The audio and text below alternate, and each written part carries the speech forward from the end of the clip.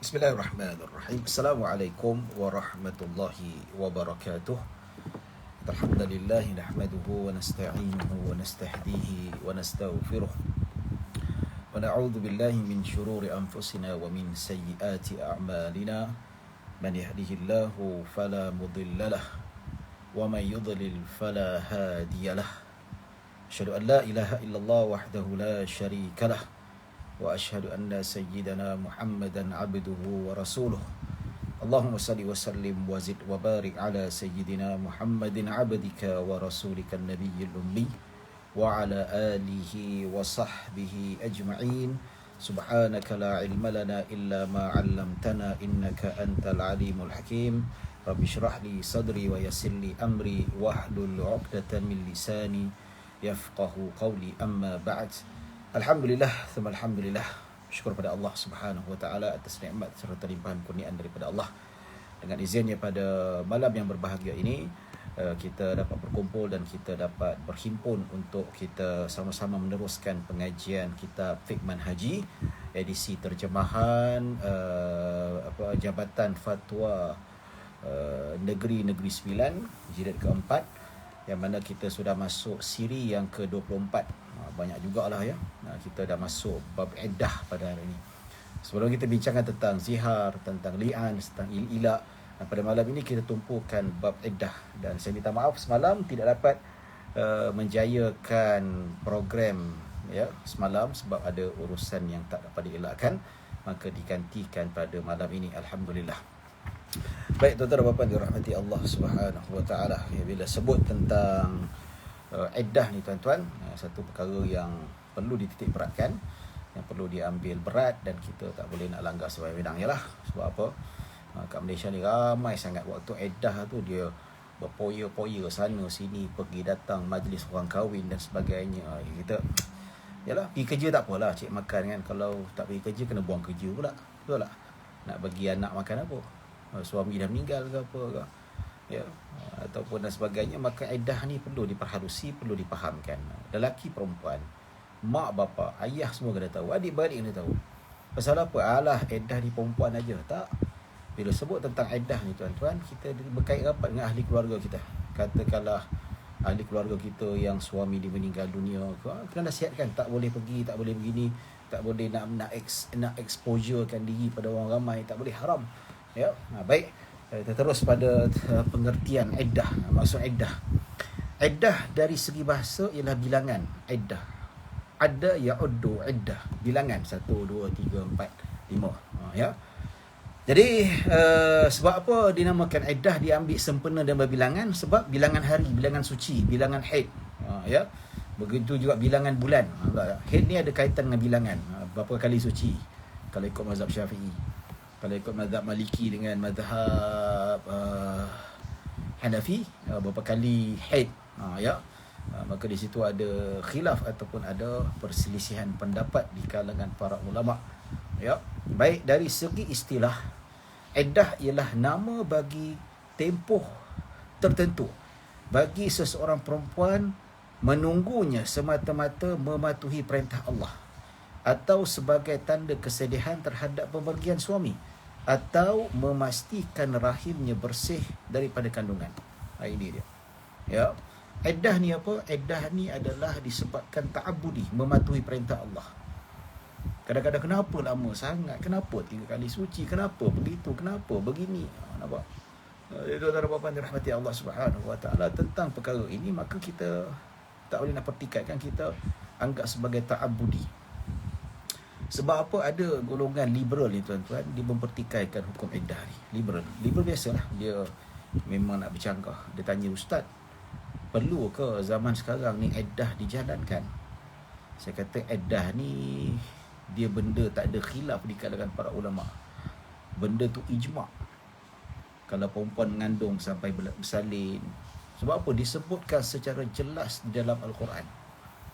Kalau yang kematian suami 4 bulan 10 hari, yang kena ceraikan dalam keadaan masih lagi ada haid, 3 kali suci menurut sebagian mazhab, ada kata 3 kali haid. Nampak? Dan walhasil tempoh tu ijma' lah tuan-tuan. Ijma', dan ia adalah satu perkara yang disepakati oleh para ulama. Tak boleh nak buang, dia kata. Kemudian liberal pun kata, ustaz zaman sekarang ni, dia kata, tak payah iddah dah. Pasal apa? Zaman sekarang ni lepas bercerai saja, berapa hari pergi jumpa doktor, cek dalam rahim tu ada kandungan ke tidak. Kalau doktor sahkan tak ada kandungan di dalamnya, maka rahimnya bersih, boleh kahwin. Kenapa nak iddah lagi, dia kata. Bila sebut tentang perkara ini, iddah ni bukan saja untuk memastikan perut kita bersih, perut perempuan tu bersih ataupun tidak ada rahim. Takut nanti lepas bernikah, lepas suami meninggal, terus kahwin. Takut anak tu anak suami yang sebelum meninggal tu, yang meninggal sebelum ni, ataupun anak kepada suami yang telah ceraikan dia. Kita tak tahu, sebab itu pentingnya. Tapi katakanlah ada teknologi yang boleh kesan awal mengandung atau tidak, boleh dikesan ataupun tidak, kan? Tapi tetap juga sebab itu ta'abudi dah perintah Allah Subhanahu Wa Taala. Walaupun kita ada teknologi hebat macam mana sekalipun, tapi hukum Allah tetap berjalan, tak pernah berubah, tuan-tuan. Betul tak? So bila kita kata tentang hukum Allah ni, dia memang takkan berubah sampai bila-bila, dan tidak ada ayat yang memansuhkan. Dan ada banyak-banyak lain kata sebab perempuan kena iddah ni, ya, untuk kalau yang bercerai tu ada masa untuk mereka muhasabah, mungkin mereka boleh kembali duduk bersama, disebabkan ada pertemuan, ada juga kita kata suami isteri duduk bersama dengan dapat memutihkan kembali cintanya, demi anak-anak mereka boleh bersatu semula dan semacamnya. Jadi itu antara banyaklah hikmah, tuan-tuan, bukan pasal mengandung saja, ya, tapi dah hukum Allah. Dan disebutkan dalam kitab fiqh manhaji, dia kata ta'abudi, ya, semata-mata mematuhi perintah Allah, tak ada sebab masuk hukum akal ke lain cerita, tuan-tuan. Tahu tak? Saya nak tanyalah, kita wuduk ni pasal apa? Perintah Allah, betul tak? Kenapa kentut kita kena berwuduk? Apa kaitan logiknya, tuan-tuan? Kentut, patut kentut tu basuhlah punggung tu, basuhlah lubang dubur tu, tapi kenapa berwuduk? Betul tak? Sentuh isteri secara mutlak menurut mazhab Syafi'i, kalau ikut mazhab Hanafi, ikut mazhab Maliki dengan Hanbali, kalau sentuh bersyahwat. Betul tak? Sentuh bini bersyahwat kalau ikut mazhab Maliki dengan Hanbali. Kalau mazhab Syafi'i secara mutlak, sentuh tu batal wuduk. Apa kaitan? Bini kita tu najis ke? Tidak, tuan-tuan, tak ada najis. Sama jugalah isteri sentuh suami. Ya, isteri kena berwuduk. Adakah laki tu najis? Tidak, tuan-tuan, tak ada sama sekali. Tapi ini ta'abudi, semata-mata perintah Allah. Logik akal masuk ataupun tidak, itu belakang cerita. Sama juga dengan iddah je. Orang kata zaman sekarang iddah ni tak masuk akal. Dan tak pilah tak masuk akal, tapi itu perintah Allah Subhanahu Wa Taala. Perintah Allah ni lah nak uji keimanan kita, tuan-tuan. Nak uji sejauh mana kita beriman pada Allah Subhanahu Wa Taala, dan kita sabar atas perintah Allah Subhanahu Wa Taala, dan kesabaran kita mentaati perintah Allah Subhanahu Wa Taala. Itu hakikatnya. Ini kita nak melah, jangan ikut liberal. Liberal adalah jalan yang sesat. Sister in Islam, ya, Majlis Fatwa Selangor dah gazetkan dia sebagai ajaran yang sesat. Nampak? Jadi tuan-tuan dan puan-puan dirahmati Allah Subhanahu Wa Taala, maka perkara ini perlu diingat, perlu dipahami. Iddah ni adalah kuasa Allah Subhanahu Wa Taala. Dan saya nak bawa satu ideologi lah. Bila sebut tentang ideologi ni, tuan-tuan, kita nyatakan bagaimana seseorang itu apabila dia berhadapan dengan Allah Subhanahu Wa Taala. Semua tahu dalam Al-Quran Allah Subhanahu Wa Taala menyatakan hurrimat 'alaikumul maitatu wad-damu wa lahmul khinzir wa ma uhilla bihi li ghairillah. Allah Subhanahu Wa Taala menyatakan diharamkan ke atas semua bangkai, darah dan daging babi. Nampak tak? Bila kita tanya kenapa babi itu diharamkan, so adalah yang menjawab babi itu diharamkan disebabkan kotor, ada kuman, bakteria yang bunuh takkan mati, ya. Dia kata sebab dia pengkotor, makan najis dan seumpamanya. Itu sebab haramnya. Dan saya tanya balik, saya tanya sekali lagi, bayangkan kalau masa akan datang, 10 tahun akan datang, 20 tahun akan datang, ya, WHO dapat jumpa vaksin. Kalau dicucukkan dalam babi tu, maka bakteria dia yang susah nak mati tu akan mati. So pakar kesihatan mengatakan bahawa babi bukan lagi makanan yang tidak sihat, dia makanan yang sihat, makanan yang bagus. Jadi bila dah dunia mengatakan, pakar perubatan mengatakan bahawa babi adalah makanan yang sihat, tak berpenyakit, tak memudaratkan, ya, adakah babi jadi haram? Jadi halal? Jawab cuba. Jadi halal ke haram? Ya. Tuan-tuan dan puan rahmati Allah Subhanahu wa taala, babi takkan jadi halal, tuan-tuan. Babi takkan jadi halal. Walaupun WHO, mana-mana saintis mengiktiraf dengan kajian jurnal akademiknya dan macam-macam lagi mengiktiraf mengatakan bahawa babi satu hari nanti, let's say lah, saya tak kata nanti orang quote, dia ambil video tu, dia kata saya kata kalau akan datang ke jumpa vaksin, dia cocok kat babi tu, babi makanan yang paling sihat sekali. Adakah babi jadi halal? Babi takkan jadi halal. Sama juga hukum iddah ni, tuan-tuan. Macam mana teknologi dapat tengok dia mengandung ataupun tidak, walaupun dalam detik, walaupun macam mana sekalipun, tetap tidak dikira hukum Allah. Allah kata tempohnya beginilah. Tak boleh lebih daripada itu. Jadi tuan-tuan dan puan dirahmati Allah Subhanahu wa taala, ya, dalil persyariatan iddah itu banyak sekali dalam Al-Quran, dalam hadis Nabi. InsyaAllah kita akan sebutkan dalil-dalilnya, ya. Begitu juga hikmahnya pun banyak sekali. Hikmahnya antaranya untuk memberi ruang kepada wanita yang kematian suami, untuk mereka melepaskan sedihan, ya. Kalau bayangkan tak ada iddah, nanti lelaki terus pinang dia, tak sempat nak kata orang tu nak berkabung, nak hilang kesedihan, maka 4 bulan 10 hari itu sudah mencukupi, lebih mencukupi kepada isteri untuk berkabung ataupun untuk menenangkan hatinya selepas kematian suami. Selepas tu dia bolehlah berkahwin dan seumpamanya, ya. Jadi memberi ruang kepada suami isteri untuk berbaik semula kalau mereka bercerai. Begitu juga kalau bercerai, untuk memastikan bahawa wanita itu tidak menghamilkan suami yang lalu, maka kalau berkahwin sudah pasti dia mengandung pada bayi yang akan datang itu adalah suami barunya. Itu banyak hikmah yang dirungkaikan oleh para ulama. Bukan nak tahu dia bersih perut daripada bayi atau tidak, tapi ada banyak lagi hikmah yang disebutkan oleh para ulama. Ya. Baik tuan-tuan dan puan-puan dirahmati Allah Subhanahu wa taala. Maka kalau kita lihat, ya, jenis-jenis iddah. Kita masuk jenis-jenis iddah ni lah. Jenis iddah ni, iddah terbahagi kepada 2 bahagian. Ya. Iaitu iddah kerana kematian, dan kedua iddah disebabkan perceraian. Senang saja. Tuan-tuan ingatkan iddah dalam Islam, iddah ni ada 2. Sama ada melalui penceraian ataupun melalui kematian. Maksudnya kematian suami lah, ya. Dan kita ingat, iddah ini berlaku hanya pada si isteri saja, tidak pada lelaki. Ya. Tapi iddah lelaki ada. Nampak? Lelaki ada iddah dia. Tak apa, nanti kita bincang nanti, tuan-tuan. Lelaki ada iddah dia. Tapi iddah lelaki tu tak banyak, sikit. Tak seperti macam perempuan ni, tuan-tuan. Ya. Baik. Kalau kita lihat dari segi sudut itu, tuan-tuan, mungkin orang kata tak adil lah, perempuan saja ada iddah, lelaki tak ada. Tapi sebab kenapa ada iddah, itulah kalau kata orang sifat semula jadi ataupun kejadian wanita yang Allah ciptakan ke atas perempuan. Sebab dia ada mengandung, dia ada haidnya, ada nifasnya, maka iddah tu memang sesuai untuk perempuan. Lelaki tak ada mengandungnya, tak ada haid, tak ada nifasnya, ya.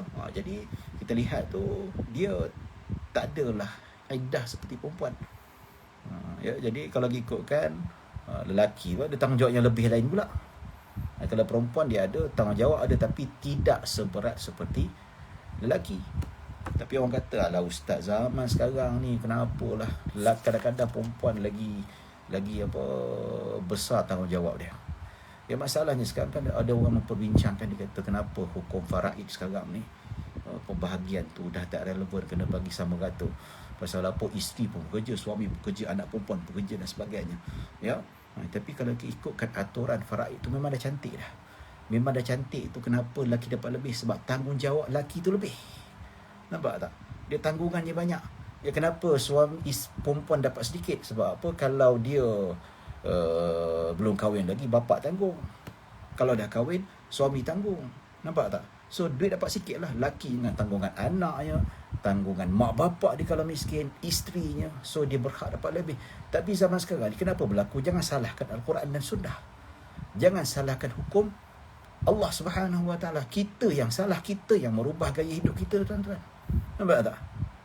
Kita yang merubah gaya hidup kita. Sepatutnya gaya hidup kita kalau ikutkan fitrah sebenarnya, suamilah yang tanggung isteri. Dan begitu juga salah masyarakat kita tu mendefinisikan nafkah tu salah. Kalau ikutkan cukup makan, ada tempat tinggal, cukup pakaian. Itu. Ini ada yang definisi nafkah tu tak cukup makan minum, kena ada duit poket.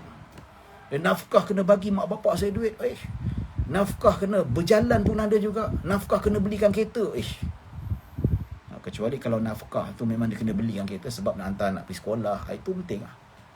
Tapi kalau bukan keperluan. Jadi orang kita ni sudah melampau-lampau dalam menukar gaya. Tak salah, tak ada masalah tuan-tuan.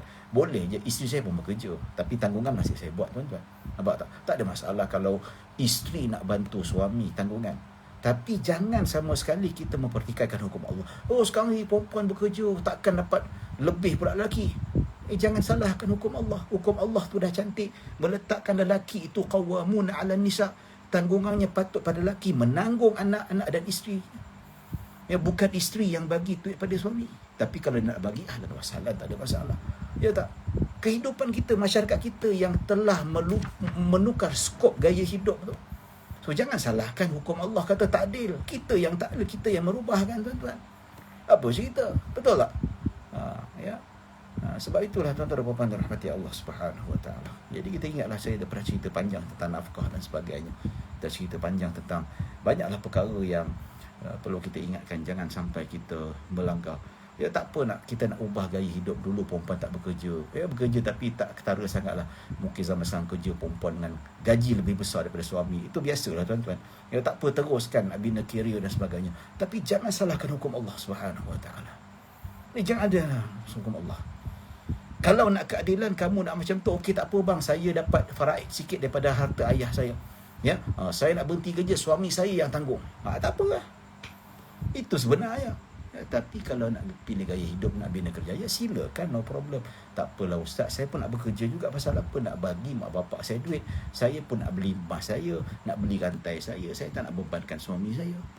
Ini sampai mendefinisikan nafkah tu bid'ah dalam mendefinisikan nafkah. Dia kata rantai emas pun nafkah bang. Siapa kata tuan-tuan? Siapa kata? Nampak tu? So orang kita ni salah faham tentang agama, salah faham tentang tanggungjawab, salah faham tentang nafkah, salah faham tentang tanggungjawab. Lepas tu salahkan faraid pula. Salahkan hukum ni, salahkan hukum tu. Kita sendiri yang salah faham. Kita sendiri yang merubah gaya hidup kita tuan-tuan. Nampak? Ini kita berculitik panjang sikit pasal ni lah tuan-tuan. Pasal apa? Sebab kita kena sedar. Tak salah. Ingat, perempuan nak bekerja, bantu suami, tak ada masalah. Even isteri saya pun dia nak bekerja, dapat gaji, tak apalah bang, saya bayar ni, saya bayar tu. Dia offer, alhamdulillah. Tapi saya buat lebih lain bagi. Itu kompromi, tak ada masalah. No problem. Tapi yang kita marah ni yang bina kerjaya, yang bantu suami, yang apa semua, tapi salahkan hukum Allah Subhanahu Wa Taala. Nampak? Baik, semoga kita dapat hidayah daripada Allah Subhanahu Wa Taala. Okey. Iddah. Iddah ejaannya IDDAH. Iddah. Dia ada sabdu tu. Bukan edah. Orang kita kadang sebut edah. Dia iddah. Tapi tak apalah, edah tu mungkin dah jadi bahasa kita kan. Tapi kalau ikut sebutannya iddah, baik. Iddah kerana kematian. Iddah kerana kematian ialah iddah yang diwajibkan kepada isteri yang kematian suami. Maksudnya suami dia meninggal dunia. Tak kira lah dia muda ke, dia tua ke, tak kira, hasil suami dia meninggal dunia. Sama ada dia itu pernah disetubuhi ataupun tidak. Baik, macam manakah bentuk-bentuk iddah bagi isteri yang kematian suami? Iaitu bila dia iddah tu, dia ada etika yang perlu diikut. Ada benda yang dia boleh buat, ada benda yang dia tak boleh buat.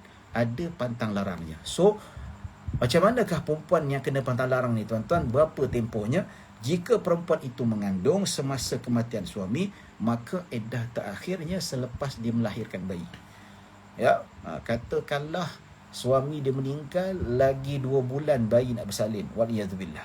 So iddah dia 2 bulan sajalah, lahir saja.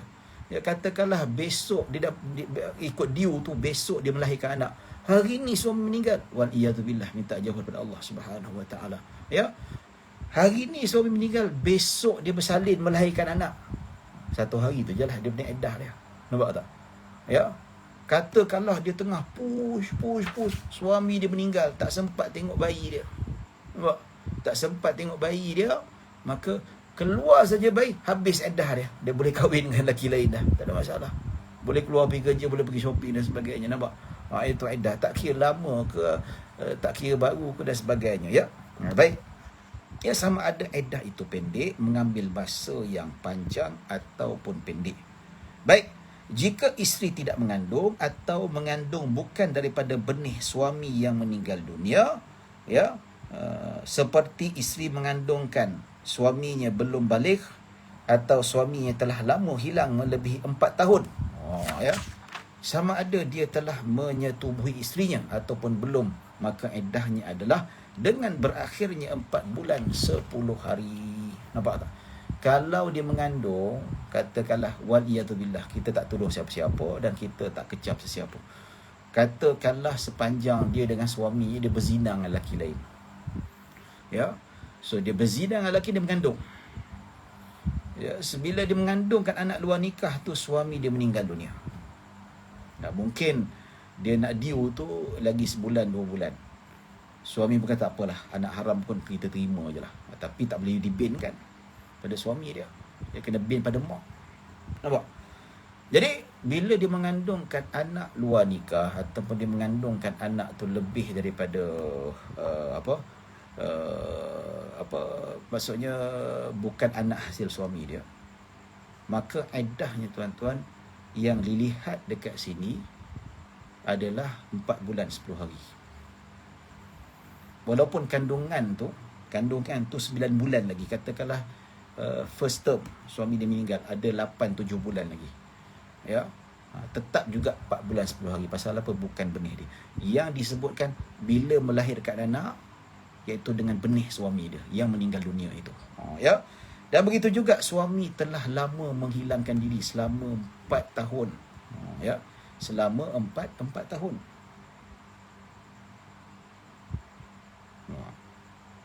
Jadi kalau kita lihat dalam hal ni, bila disebutkan tentang perkara ini tuan-tuan, 4 tahun ini kalau katakanlah seorang wanita ni kehilangan suami. Suaminya hilang selama 4 tahun.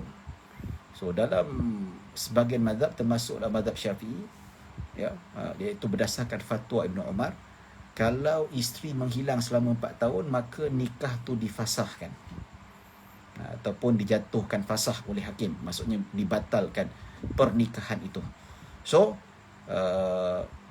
isteri boleh kahwin dengan suami, dengan lelaki lain, tapi tunggu iddah. Katalah dah kahwin dengan lelaki, tiba-tiba suami dia muncul. Ya, adakah suami dia boleh tuntut? Suami tak boleh tuntut. Pasal apa? Hakim dah jatuhkan talak, ada jatuhkan fasah. Sebab suami dia hilang selama 4 tahun. Ya. Nabi kata, bukan saya sengaja, saya kehilangan, saya terperangkap. Yalah, nak macam mana? Takkan isteri tu nak bergantung sampai 40 tahun. Kalau you hilang 40 tahun, dia pun ada nafsu juga, dia pun ada nak kehidupan juga, nak ada orang tanggung dia juga. Maka ijtihad Sayyidina Umar, wanita yang kehilangan suami, dia kena tunggu 4 tahun. Kurang 4 tahun, dia hakim tidak boleh jatuhkan fasah. Tidak boleh membatalkan pernikahan itu, tak jatuhkan talak lah macam tu kan. Ya, sama ada talak ataupun fasah. Maka di situ wanita selagi itulah dalam status isteri. Dah cukup 4 tahun qamariyah, maka barulah dijatuhkan fasah, maka bermulalah iddahnya selama 4 bulan 10 hari. Sama juga seperti suami yang meninggal dunia. Baik, ketika mana dia menjalani iddah 4 bulan 10 hari, tiba-tiba suami dia balik. Tu dia. So macam mana? Boleh rujuk tak? Boleh rujuk, tak ada masalah. No problem. Ya. Tapi kalau lebih daripada 4 bulan 10 hari, tiba-tiba suami dia balik. Tapi kebetulan bekas isteri tak kahwin lagi. Boleh nikah tak? Boleh nikah, tapi dengan akad nikah yang baru. Dan begitu juga dengan mahar yang baru, iaitu mas kahwin yang baru. Ya. Baik, tuan-tuan dan puan-puan dirahmati Allah Subhanahu wa taala. Baik, sama ada kalau yang suami hilang 4 bulan 4 tahun tu, sama ada disetubuhi ataupun belum tidak, maka iddahnya adalah berakhir selama 4 bulan 10 hari. Ya. Hal ini berdasarkan firman Allah Subhanahu wa taala, yang mana Allah Subhanahu wa taala berfirman dalam surah At-Talaq ayat keempat. Ya. yang mana Allah menyebutkan wa ulatul ahmali ajaluhunna ay yadana hamlahunna, ya, wa ulatul ahmali ajaluhunna ay yadana hamlahunna, yang bermaksud dan perempuan-perempuan mengandung tempoh iddahnya ialah hingga mereka melahirkan anak yang dikandungkannya. Itu dia, ya. Baik, jelas dalam surah Talaq ayat keempat Allah kata itu iddah dia.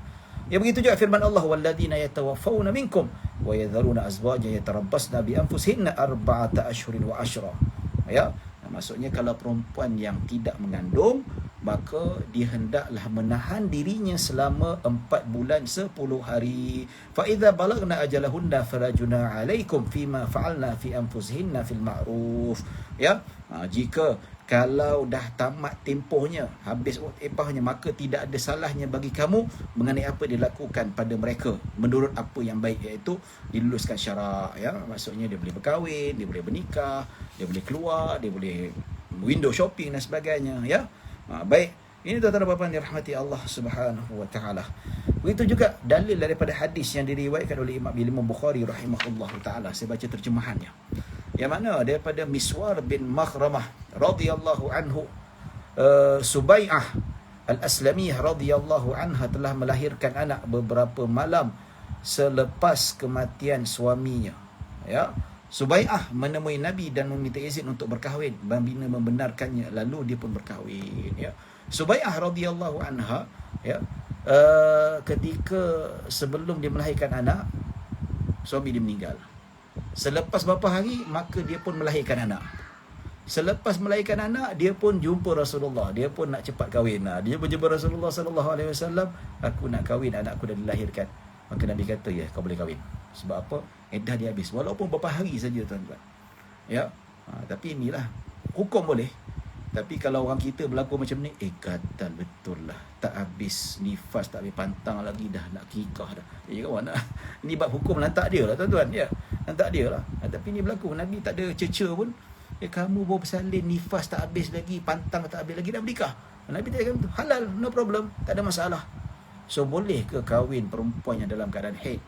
Boleh ke menikahi perempuan dalam nifas? Tak ada masalah, no problem. Ya. Jadi kalau nak nikah tu, kalau boleh janganlah time haid, ya. Bila time haid pula, tu dia. Bila nak malam pertama, lelaki macam ni tengok. Pasal pilih tarikh macam tu, kecuali kalau dah pilih tarikh tu, tiba-tiba berlaku pula benda yang tak sepatutnya berlaku. Nampak? Ya. Jadi hak suami lah, jangan seksa macam tu. Baik, tuan-tuan dan puan-puan dirahmati Allah Subhanahu wa taala. Okey. Perempuan yang telah disetubuhi oleh suaminya dan diceraikan sama ada dengan fasah ataupun talak. Fasah ni hakim yang fasah, kan? Ya. Talak, dia sendiri yang jatuhkan talak. Ya. Talak ni pun hakim boleh jatuhkan, kecuali dalam beberapa situasi lah. Contoh kalau dia ilah, ya, dia ilah dan dia zihar, dia tak nak tarik balik sumpah dia tu, tak nak bayar kafarah, maka hakim boleh jatuhkan talak bagi pihak suami. Ya. Baik, yang pernah disetubuhi lah, maksudnya cerai, bernikah sempat bersetubuh walaupun sekali. Walaupun masuk kemaluan tu separuh kemaluan, walaupun masuk kemaluan tu kepala saja. Ya, walaupun sedikit saja, itu pun dikira, maksudnya persetubuhan tu memang sabit masuknya kemaluan dalam kemaluan wanita. Itu. Tapi kalau tak masuk, tak dikira bukan persetubuhan. Nampak? Okey, iddahnya bagi perempuan yang mengandung, iddah berakhir dengan kelahiran anak yang dikandung. Nampak? Ya, maksudnya anak dia lahir tu, dia mengandung, yang anak tu zuriat suami dia lah, bukan anak zina. Ya, kalau anak zina 3 kali suci daripada haid. Okey? Dalil sudah disebutkan. Baik, yang kedua, bagi perempuan yang tidak mengandung dan belum putus haid, maka iddahnya berakhir dengan berlakunya 3 kali suci daripada haid bermula selepas penceraian. Ya, maksudnya lepas diceraikan datang haid, lepas tu lepas 7 hari suci daripada haid, kemudian yang kedua pun sama juga suci, kali ketiga suci saja daripada haid, habis haid, so habis iddahnya. Maksudnya hari ke-7 tu dah cek darah dah tak ada, okey, habis darah je pergi nikah terus, no problem. Ya. Baik, hal ini berdasarkan firman Allah Subhanahu wa taala. Firman Allah, wal mutallaqatu yatarabbasna bi anfusihinna thalathata quru wa la yahillu lahunna ay yaktumna ma khalaqa Allah fi arhamihinna in kunna yu'minna billahi wal yaumil akhir. Yang bermaksud, dan isteri-isteri yang diceraikan itu hendaklah menunggu dan menahan diri, bereddah dari berkahwin selama 3 kali suci, iaitu 3 kali suci dari haid. Ya, kalau ikut mazhab lain, sebahagian mazhab 3 kali haid. Ya, dan tidaklah halal bagi mereka menyembunyikan, iaitu tidak memberitahu tentang anak yang dijadikan oleh Allah dalam kandungan mereka. Ini hikmahnya, antara hikmah iddah itu nak pastikan anak yang dikandung itu anak adalah tidak kalau tak ada iddah tu jadi kecelaruan nasab. Anak siapa? Anak suami yang meninggal ke ataupun suami baru, kan? Kalau dah ada iddah, pastilah ini anak siapa pula macam tu. Ya. Baik, jika betul mereka beriman kepada Allah dan hari akhirat. Ya. Baik, tuan-tuan dan puan-puan dirahmati Allah Subhanahu wa taala.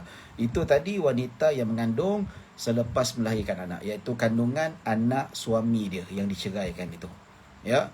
Tapi kalau anak luar nikah dia diceraikan, maka dia punya iddah dia 3 kali suci. Walaupun ya 3 kali suci macam mana? Ustaz, 9 bulan tak ada tak ada haid, kan? Biasa perempuan tak ada haid lah, kan? Walaupun dalam mazhab Syafi'i, kalau darah tu keluar ketika mengandung cukup 24 hari, tak lebih 15 hari, itu dikira sebagai haid, ya. Tapi jarang-jarang berlaku lah, tuan-tuan, ya. Jarang-jarang berlaku lah. Katakanlah dia berzina. So berzina, dia mengandung. Suami dapat tahu, ceraikan dia. Marah. Siapa tak marah, tuan-tuan? Dia pun mengaku itu bukan anak apa. So tuan-tuan dan puan-puan rahmati Allah Subhanahu wa taala. Jadi bila dia ceraikan, so dia punya iddah bukan ketika melahirkan. Iddah dia 3 kali suci. So macam mana? Hang tunggulah 9 bulan 10 hari. Lepas 9 bulan 10 hari kena tunggu suci daripada nifas. Lepas suci daripada nifas sekurang-kurangnya 40 hari, tuan-tuan. Kebiasaannya lah. Ya, 40 hari. Bergi jadi 30 hari, tuan-tuan. Tunggulah 30 hari. Lepas 30 hari tunggu lagi 2 haid. Berapa bulan? Silap-silap setahun. Kena. Siapa suruh berzina? Betul tak? Ya. Jadi tuan-tuan dan puan-puan dirahmati Allah Subhanahu wa taala. Maka ini kalau kita lihat dalam hal itu haidnya tidak, dia punya iddahnya tidak sama. Ya, tuan-tuan dan puan-puan dirahmati Allah Subhanahu wa taala. Baik. Jadi kita lihatkan mana dia melahirkan anak suami dia yang berceraikan tu. Yang kedua iaitu perempuan yang tidak mengandung. Ya, maksudnya belum putus haid, iaitu 3 kali suci. Yang ketiga, ketiga, perempuan yang tiada haid, sama ada kerana dia masih kecil ataupun telah putus haid. Ini menopause lah. Ya, ini yang diceraikan. So yang diceraikan, apa iddah dia bagi perempuan yang tak ada haid? Sama ada katakanlah ada nikah ketika umur 8 tahun. Kalau kena ceraikan suami dia belum ada haid. Okey? Berapa lama kaedah dia? Begitu juga kalau perempuan yang umur dah 60 tahun, yang dah menopause, dia kena cerai dengan suami dia. Adakah 3 kali suci? Kalau guna kaedah 3 kali suci, memang tak ada iddah lah. Ya, tak. Ya, perempuan yang kahwin, zaman kita tak boleh lah. Kalau zaman Nabi tu biasa. Zaman Imam Syafi'i, dia pernah jumpa nenek umur 30 tahun. 30-an. Bayangkan betapa muda. Adat dulu biasa, normal, tuan-tuan. Tapi kalau zaman sekarang dipanggil Fidolifia. Ya. Zaman moyang saya kahwin umur 13 tahun. Biasa, tuan-tuan. Atuk saya umur 16 tahun. Zaman dulu tak ada, zaman British, zaman Jepun, belasan tahun. Bini 15 tahun. Ya, suami 20 tahun. Dah 18 tahun. Nampak? Ya. Jadi kalau kahwin dengan perempuan umur 8 tahun, dia kena cerai, kan? Ya. Lepas tu kata nak kena tunggu suci 3 kali. Nak kena tunggu setahun tu, 9 tahun. 9 tahun pun belum tentu lagi darah haid belum keluar. Ada perempuan umur 10 tahun, ada umur 11 tahun pun keluar darah haid. Berapa tahun nak tunggu tu? Wah, nyaya. Ya.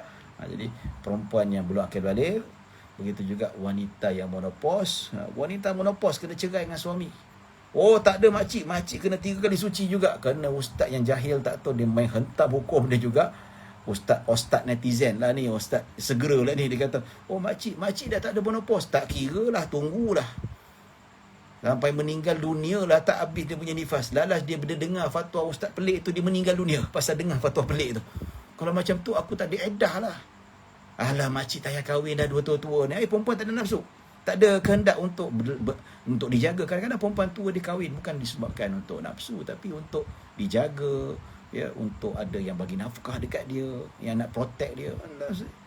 Ya, ya, jadi perempuan menopause dan perempuan dalam belum ada haid, maka dia punya iddahnya tempoh 3 bulan sahaja. 3 bulan, iaitu 3 bulan qamariyah, bukan masihi. Ya, sikitlah, lagi sikit. Kalau ikutkan bulan masihi, lebih kurang dalam 62 ataupun 61. Ya, tapi kalau qamari dia lebih kurang 3 bulan. Dia mungkin kalau masihi dalam 91 ataupun 92 hari masihi. Tapi kalau qamari dia lagi sikit. Qamari lebih kurang dalam 88, 89. Nampak? Dia macam tu lah, ya. Sebab qamari 29 atau 30. Ya, manakala masihi 29 ada, 30 ada, 31 pun ada, 28 ada, jarang-jarang lah. Itu pun Februari ke berapa yang 28 hari. Tapi kalau qamari, dia tidak ada 28, sama ada 29 ataupun 30 sahaja. Ya, maka wanita yang dah menopause ataupun yang belum akil balik, tak ada haid, maka dia punya haid itu adalah selama 3 bulan. Jadi persoalan dia macam mana? Persoalan wanita yang darah haidnya tak menentu. Ada wanita tu 2-3 tahun darah haidnya tak datang-datang. Ya. Macam mana? 2-3 tahun. Ada yang ada pun penyakit, sekali datang, sekali dia suci 2-3 tahun. Oh, takkan nak haid macam tu? Ada, tapi jarang berlaku dah tuan-tuan, jarang. Kalau perempuan yang datang lepas tu 2 bulan dia suci. Sebab apa? Dalam Islam, tempoh suci tu tak ada minimum, tak ada maksimum. Kalau haid ada maksimum dia 15 hari. Ya, kalau nifas 60 hari dalam mazhab Syafi'i. Betul tak? Ya, tapi kalau suci minimum dalam mazhab Syafi'i 15 hari. Maksimum suci tidak. Boleh jadi perempuan hari ni haid, dia suci 2 tahun. Nampak tak? So macam mana? Ya, takkan nak tunggu 2 tahun. Lepas tu 2 tahun keluar haid yang kedua pula. Lepas tu suci 2 tahun lagi. Woi, bila nak kahwin? Ya. Jadi berdasarkan fatwa Sayyidina Umar, perempuan yang tak menentu dia punya haid tu, dia boleh tunggu selama 9 bulan. Ya, 9 bulan. Kalau dalam tempoh 9 bulan tu ada keluar darah haid, maka itu dikira darah haid yang kedua ataupun yang pertama atau ketiga. Ya. Tapi kalau dah 9 bulan pasti tak keluar darah haid juga, dia kena tunggu lagi 3 bulan. Ya, untuk pastikan sama ada dia keluar darah haid, dia tunggu lagi 3 bulan. So lepas 3 bulan tak keluar darah haid juga, maka habis iddahnya. Ini macam perempuan yang tak teratur lah. Tapi kesian yang keluar darah haid sebulan tak keluar darah, 2 bulan sekali. Dia kena sabar sikit lah kan. Tapi yang memang terputus 2-3 tahun, tak payah tunggu 2-3 tahun, cukup 9 bulan, okey dah. Tunggu lagi 3 bulan tak keluar lagi, cukup setahun, maka terbatal terus dia punya iddahnya, habis. Walaupun lepas tahunnya besok keluar darah. Ya. Tak dikira tu. Tak dikira. Sebab apa? Dia sudah melepasi setahun. Itu mazhab Imam Syafi'i dan mazhab jumhur, ya. Tuan-tuan dan puan-puan dirahmati Allah Subhanahu wa taala. Okey, tuan-tuan dan puan-puan dirahmati Allah Subhanahu wa taala, maka itu yang disebutkan kalau perempuan yang tidak ada darah haid yang teratur. Ya. Biasa perempuan yang darah haid tak teratur ni, dia kena jumpa doktor. Doktor akan cek dan sebagainya, ya. Kadang-kadang dia punya lebih lama daripada waktu yang kebiasaannya, ya. Itu tuan-tuan dan puan-puan dirahmati Allah Subhanahu wa taala. Baik, itu yang disebutkan dalam hadis Nabi sallallahu alaihi wasallam dalam Al-Quran. Allah berfirman, "Wallahi ya'isna minal mahid min nisaikum in irtabtum fa iddatuhunna 3 ashhurin wallahi lam yahidna." Ya, yang bermaksud Dan perempuan-perempuan dari kalangan kamu yang putus asa dari kedakan haid, maksudnya yang terputus darah haidnya, jika kamu menaruh syak terhadap tempoh iddah mereka, maka iddahnya ialah 3 bulan. Dan demikian juga iddah perempuan-perempuan yang tidak berhaid ataupun belum datang haid lagi. Ya, baik, itu dalilnya. Ya, baik, seterusnya iddah perempuan yang diceraikan sebelum bersetubuh. Nampak tak? So, lepas akad nikah. Lepas akad nikah, ya, bila nak bersetubuh tu tak jadi. Suami pun memang kepala batunya, memang kepala dongga punya jahat, dia kata. Dia tak jadilah, aku tengok kau tak selera lah. Aku nak kahwin perempuan lain lah. Aku ceraikan kau. Dia belum sempat sentuh isteri dia. Nampak? Ini jarang berlaku lah. Kalau aja tu memang kepala dongga punya suami lah, tuan-tuan. Ataupun ada sebab-sebab yang mungkin menyebabkan suami terlalu marah ke apa ke. So, wanita yang lepas nikah tapi suami tak pernah sentuh. Tak pernah sentuh at all. Tak pernah. Walaupun tak pernah masuk kemaluan sikit pun. Macam mana hukum dia, tuan-tuan? So, wanita sebegini tidak ada iddah baginya. Tidak wajib melalui iddah. So, yang tak pernah melalui malam pertama, yang tak pernah disetubuhi oleh suami yang menikahkannya, tuan-tuan, habis Allah aku terima nikahnya, cerai. Asalkan selagi mana belum bersetubuh, belum masuk kemaluan, walaupun separuh, walaupun suku, ya. Jadi walaupun sesaat, ya. Jadi tuan-tuan dan puan-puan dirahmati Allah Subhanahu Wa Taala, wanita macam ni hukumnya adalah tidak ada iddah. So, lepas diceraikan, besok dia boleh kahwin dengan lelaki lain. Nampak tu? Ini berdasarkan firman Allah Subhanahu Wa Taala dalam surah Al-Ahzab ayat 49. Ya ayyuhalladzina amanu idza nakahtumul mu'minati thumma talaqtumuhunna min qabli an tamassuhunna fama lakum 'alayhinna min 'iddatin ta'taddunaha famatti'uhunna wasarrihuhunna sarahan jamila. Yang bermaksud, wahai orang-orang yang beriman, apabila kamu berkahwin dengan perempuan-perempuan yang beriman, kemudian kamu ceraikan mereka sebelum kamu menyentuhnya, maka tiadalah kamu berhak terhadap mereka mengenai sebarang iddah yang kamu telah hitungkan masanya. Maksudnya kamu tak ada hak. Dah cerai tu, tak ada iddah, kamu tak boleh rujuk. Kalau nak nikah balik, dia setuju, akad baru dengan mas kahwin yang baru. Ya, lepas nikahkan isteri yang belum disetubuh tu menyesal pula, abang nak rujuk lah. No rujuk-rujuk. Pertama, kena dapatkan persetujuan dia, dan kena akad baru, kena mahar yang baru. Kalau mahar kata saya nak mahar 20,000, hang bayarlah. Ya, tuan-tuan dan puan-puan rahmati Allah Subhanahu Wa Taala. Oleh itu, berikanlah mut'ah, pemberian seperti itu. Dah dikatakan wajib kena bagi sagu hati. Kita dah bincangkan sebelum ini kan. Ikut kemampuan lah sagu hati, sebab maksudnya ialah bercerai, bagi duit untuk dia tampung kehidupan dia ke. Ya, baik. Okey, tuan-tuan dan puan-puan dirahmati Allah Subhanahu Wa Taala.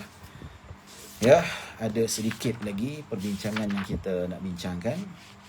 Ya, mungkin kita tak sempat habiskan bab iddah lah pada malam ni.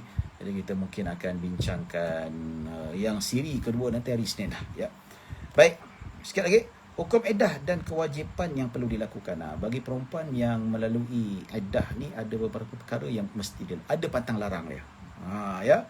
Baik, tuan-tuan dan puan-puan dirahmati Allah Subhanahu Wa Taala, apakah pantang larangnya? Pertama, perempuan yang beriddah disebabkan talak. Bukan meninggal dunia, yang talak. Ya, perempuan diceraikan dengan talak, sama ada talak raji ataupun talak bayin, mempunyai kewajipan hak. Talak raji apa? Yang boleh dirujuk. Talak raji yang talak bayin yang tidak boleh dirujuk. Contoh talak 3. Perempuan yang kena talak 3 dengan suami, ataupun dah 3 kali jatuh talak, dia tetap beriddah. Tetap kena iddah. Ya.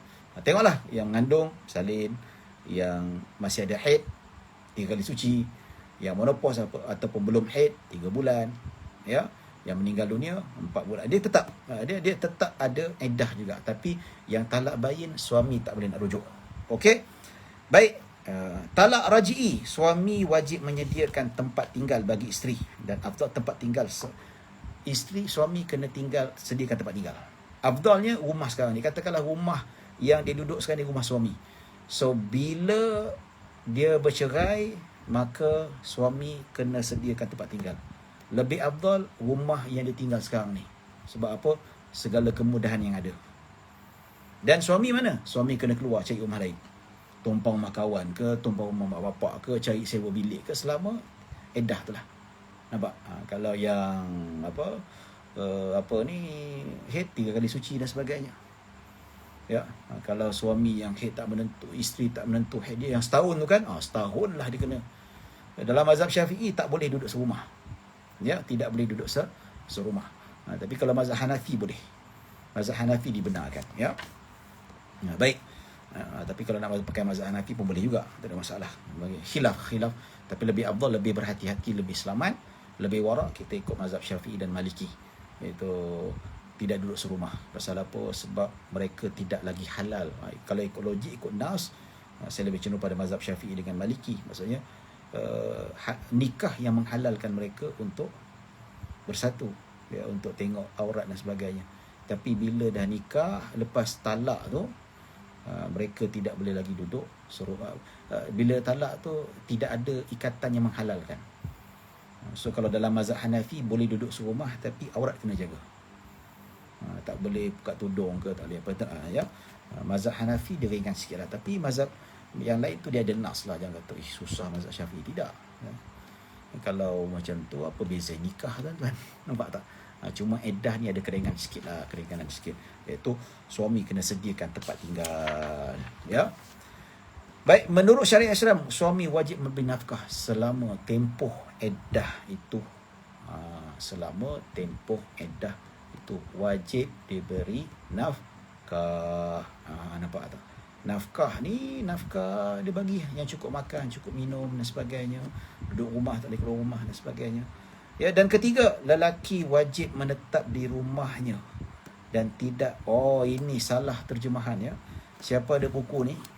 Ya, saya dah dapat identify kesilapan terjemahan pada muka surat 338. Ya. Muka surat 338 dia kata lelaki wajib menetap di rumahnya. Sepatutnya wanita yang diceraikan wajib menetap di rumahnya. Rumah yang dia duduk tu lah, rumah yang disediakan oleh suami. Ya, sebab apa? Bila saya tengok dalam yang asli bahasa Arab, ya, kata pengarang kitab, yajibu 'alaiha mulazamatu maskaniha fala tufariquhu illa li daruratin. Nampak? Sekali lagi, yajibu 'alaiha mulazamatu maskaniha fala tufariquhu illa li daruratin. Ya, wajib ke atas perempuan itu yang diceraikan, ya, menetap di rumah kediamannya, rumah yang disediakan oleh suaminya. Fala tufariqu, dia tidak boleh berpisah ataupun berpisah daripada rumah ataupun keluar daripada rumah kecuali darurat. Nampak? So terjemahan, jadi saya ke mana-mana wakil daripada pejabat mufti, Jabatan Mufti Negeri Sembilan. Ini kena take note lah untuk pembetulan kesilapan yang boleh mengelirukan lah. Lelaki wajib menetap di rumah. Yang patut, setahu dia kata, setahu saya yang menetap perempuan ni, lelaki kena menetap. Perempuan perempuan kena menetap. Lelaki kena menetap. Ini salah, kesalahan yang fatal lah. Jadi pembetulan, biasalah kesalahan tu biasa, tuan-tuan. Saya pun buat kita ada kesalahan. Buat kita cek, ada salah Ustaz. Itu biasalah, tuan-tuan. Ya. Tapi cuma take note lah, ataupun kena buat ralat ke, kena maklumkan dekat Facebook ke, ataupun maklumkan dekat yang pembeli tu semua, tentang ralat yang ada pada tu. Takut-takut boleh jadi salah terjemahan dan salah faham. Salah ni, lelaki wajib menetap di rumah. Isteri iddah, lelaki pula wajib menetap di rumah. Ini tak berapa tepat lah. Memang tak tepat lah, tuan-tuan. Patut wanita wajib menetap di rumah. So tak boleh keluar, tak boleh apa, tak boleh window shopping, ya. Yang boleh keluar nak beli makanan, nak beli minuman, cari barang keperluan, barang dapur boleh, ya. Dia boleh pergi kerja, tapi kalau kerja tu untuk semampunya. Tapi tak boleh kalau bak kata orang nak pergi pergi mana, pergi outstation, tak boleh, ya. Kena explain pada bos saya adalah iddah, saya datang ni untuk keperluan saja. Habis kerja balik, tak boleh singgah window shopping ke tengok, tak boleh. Saya datang macam tu saja. Kalau COVID-19 ni work from home lah, bagus. Tapi kalau bos Cina, bos saya ini punya agama, saya dalam keadaan mesti berkabung 4 bulan 10 hari. So saya tak boleh pergi overseas, tak boleh pergi saya kena duduk datang pejabat. Hopefully you understand lah, hantar orang lain. Dia wajib Dia kalau bos kata kalau you tak pergi, you kena buang kerja. You kena buang kerja susah dapat. Itu lain cerita lah. Tapi kadang-kadang wanita dalam keadaan iddah, dia pergi juga outstation. Ya, macam mana ustaz bos suruh. Ada explain tak pada bos? Takutlah segan. Ni mangkak macam kena terangkan. Tapi kalau dah tak boleh, kena paksa juga, kena ugut berhenti kerja, barulah pergi terpaksa, namanya darurat. Nampak tak? Ya. Baik, dalilnya banyak sekali tuan-tuan, disebutkan dalam uskunuhunna min haitsu sakantum, adalah Al-Quran, ya, ayat ke-6 surah At-Talaq, ya, dalam surah At-Talaq juga ayat pertama juga dalil, dan banyak sekali yang disebutkan bahawa itulah yang telah ditetapkan oleh Allah Subhanahu Wa Taala. Baik, apa yang boleh buat ketika dalam iddah? Dalam yang bereddah itu haram mendedahkan diri untuk dipinang. Ketika iddah tu tak boleh pakai gincu, tak boleh pakai celak, tak boleh pergi kerja tu, macam tu je lah, ya. Kecuali kalau terlalu sedikit, itu dimaafkan, sikit sangat, maksudnya taklah nampak tu muka kecut aja kan, ya, tak boleh berminyak wangi, pakai deodorant boleh, minyak wangi haram, tak boleh. Apa-apa saja yang menyebab Allah ustaz kalau saya pergi muka buruk, tak. Ya memang itulah hakikatnya. Ketika dalam iddah tu bukan tujuan untuk memikat laki lain, tidak, tak boleh. Ya, itu kena pastikan haram, sama ada meninggal dunia suami itu ataupun diceraikan. Ada pastikan. Pergilah tiga kali suci tu dalam tempoh tu tanpa solekan dan sebagainya. Itu hakikat yang kena terima. Kalau tak diterima, maka macam mana kalau kita nak disebutkan perkara itu, benda tu tak boleh. Ya. Kerana dia masih terikat dengan suaminya. Ada iddah, suami dia boleh rujuk. Ya, dalam Al-Quran, wa bu'ulatuhunna ahaqqu biraddihinna fi dzalika in aradu islaha. Ya, dan suaminya berhak mengambil kembali, iaitu rujuk isteri-isteri itu dalam masa iddah. Jika suami bertujuan hendak berdamai. Kalau nak berdamai, suami lebih berhak. Tak boleh dia nak menjadikan lelaki lain terpikat dengan dia. So ingatkan. So jangan gincu pun tak boleh, bedak pun tak boleh. Ya. Celak nak pakai, celak sebelum tidur boleh lah. Tapi celak memang ustaz tak cantik lah. Memang macam tu lah. Ya tak? Sepatutnya tak iddah pun ni pakai celak, pakai solekan. Oh Allah, hai. Tabarruj, malah saya nak cerita ni. Ya. Bukan tak boleh, isteri saya pun solek, tapi mild, very light. Ya. Pakai tebal seinci, kikis keluar sebemban bedak dan sebagainya, celak macam mata Cleopatra bini Fir'aun. Tu dia. Ya, lepas tu merah letak macam cilibur ni, apa cerita tabarruk semua tu, berlebih-lebihan. Ya, innallaha la yuhibbul musrifin, sesungguhnya Allah tidak suka orang yang melampaui batas. Nampak tak? Solekan zaman sekarang ni banyak yang melampaui batas, tuan-tuan. Ya, tuan-tuan dan puan-puan dirahmati Allah Subhanahu Wa Taala. Sebab tu tak boleh, ya, ada fatwa mengatakan standard. Ya. Kalau kita dalam fatwa, kalau kita ada ladang anggur, tak boleh jual kepada orang yang nak buat arak. Kita ada ladang, kita tahu yang beli itu adalah syarikat kibis ataupun kasbot. Tak boleh jual, haram hukum dia. Sama jugalah. Kalau kita ada jual, kan ada jadi ejen alat-alat solik tu kan. Dia jual kepada wanita yang memang kita tahu kalau kita jual alat solik kat dia, memang dia tabarruj, berlebihan. So kalau kita jual kat dia, memang kita tahu, tengok Instagram kita dah tahu dah, memang ini cara dia pakai. Ya, kalau kita jual dekat dia juga, so harta pendapatan kita dapat tu confirm haram. Sebab apa? Kita bersama-sama bekerjasama dalam perbuatan yang haram. Apa tak? Ya. Tuan-tuan dan puan-puan dirahmati Allah SWT. Ya, tengoklah perempuan yang tak cantik jadi cantik, fitnah tu. Yang cantik bertambah cantik, tuan-tuan, fitnah. Patutnya perempuan wajah tu kalau disolek tebal-tebal untuk suami tak apalah, tuan-tuan. Ini terbalik. Solek punya tebal depan laki ajnabi, tapi muka tu yang dia takut nak bawa pergi pejabat tu tak bersolek untuk suami dia.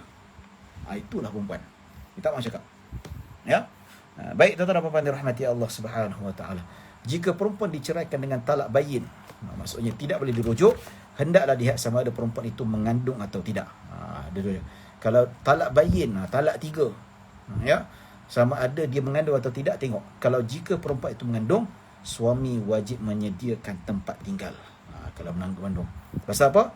Disebutkan dalam Al-Quran, surah Al-Baqarah. Surah At-Talaq ayat pertama. Ya. Maksudnya disebutkan dalam Al-Quran bahawanya mereka ini dalam keadaan disediakan tempat mereka. Ya. Baik. Okey. B, isteri berhak mendapat nafkah. Nampak?